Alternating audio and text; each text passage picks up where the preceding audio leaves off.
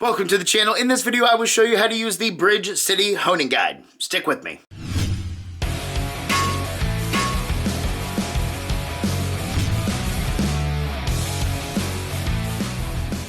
Alright, so here we are. This is the SUG1. It is the setup gauge. As you can see, it has 30, 35, 25, 20.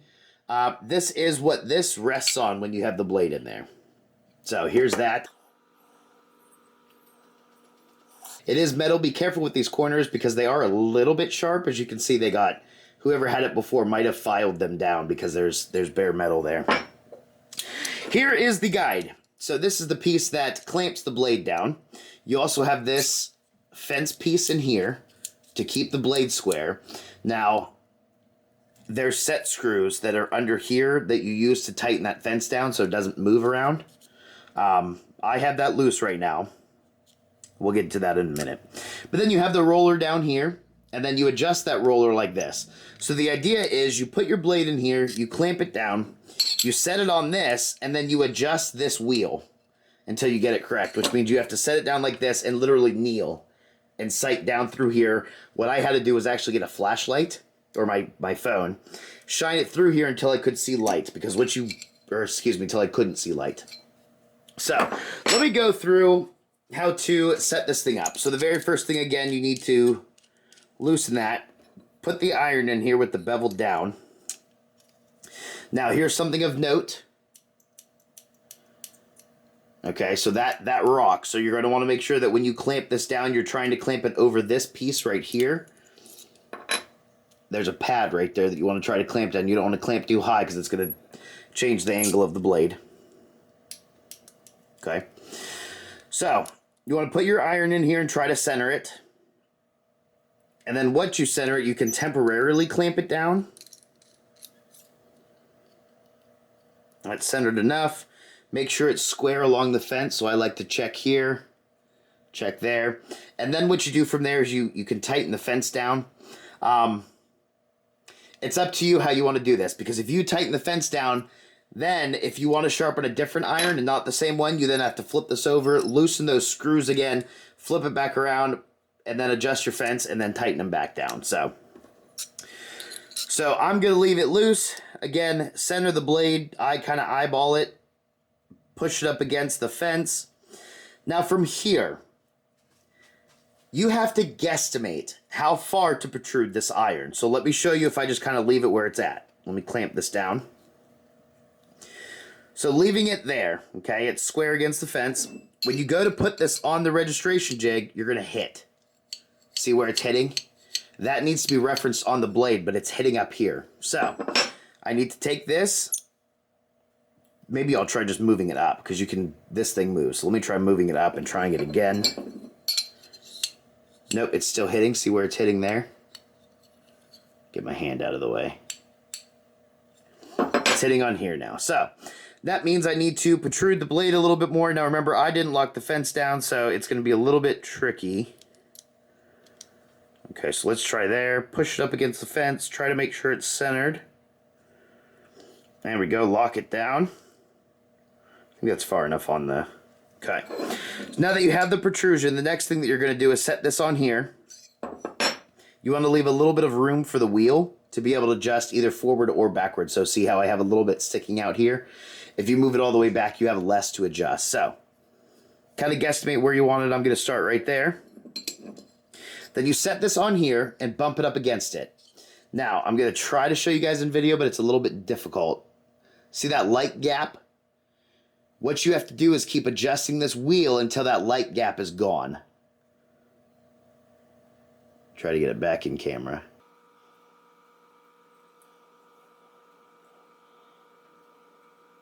Too far.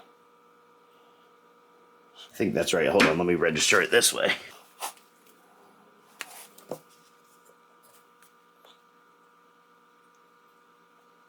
Alright, so I think... Nope. Maybe it's not centered. There we go. Alright, so right there looks good. Alright. So now we got this. I'm going to tighten this down again and just make sure things don't move. And then you should be ready to go. The last thing you want to check is these rollers, this on the sides. These pieces, you want to make sure that they're not rubbing on whatever stone you have. If that's the case, then you have your iron too far protruded and you have to adjust that again. So then you're ready to... Okay, well, that just came loose. So let's...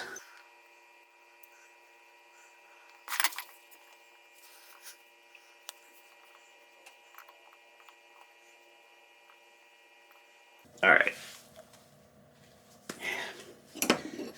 Now we got it. I'm going to tighten this down again.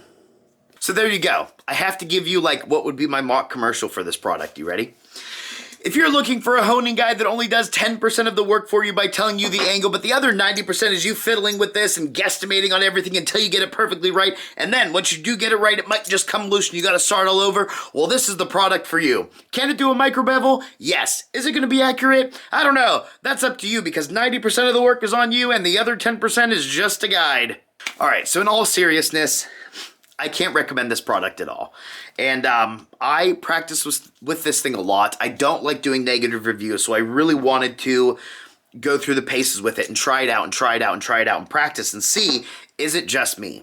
So the other thing I did is I went to the company's YouTube page. I'll put a link to the video up in the corner, and it really is just that finicky. You can see the guy in the video doing everything that I was doing, and that's just how this guide is. And that just blows my mind. Because a lot of people rant and rave about how good Bridge City is, but I think they really missed the mark with this one. Also, for the price, that's what blows my mind too. I could understand if this thing was maybe 30 bucks, okay? But this thing's over $100. So as a comparison, what you would have to look at is the Mark II or the MK2. So that one does everything for you. You put the iron in there, you bump it up against the registration jig, you clamp it down, and you sharpen, and it's pinpoint accurate. This one is only as accurate as you can sight through and get the light. So that's on you. If it's not accurate, that's on you because you didn't do something correct in here. And I don't like that. The whole idea behind a honing guide is it does that work for you. Now, can it do a micro bevel? Yes. That's about all I got. Is it made out of strong metal? Yes. This thing has come loose so many times. I have cranked down on this thing to where I thought I was going to break something and it was still sliding loose. So I don't know if that's just an error I have in mind. It's a 2008 honing guide. It was made in USA, so we can't argue that this is from China because this is one of the USA ones. When you look at the company's website, it looks like the same exact honing guide, except they just changed the colors. And then I think the fence, they made it, because this is like a flimsy plastic fence, so maybe they upgraded it to metal, or I think it's orange or something like that now. But don't forget to like and subscribe. Alright, so I hope you guys enjoyed this video. If you have any questions or comments, feel free to let us know down below. I am a firm believer in everybody is allowed their own opinion. This is my opinion, so again, you're allowed your own. If you have this product and like it, have this product and hate it, agree with me or disagree with me, feel free to let us know. Don't forget to check out my Patreon, the Discord called The Cave, and then the Veritas Tool Nerds Facebook group, and have a good one.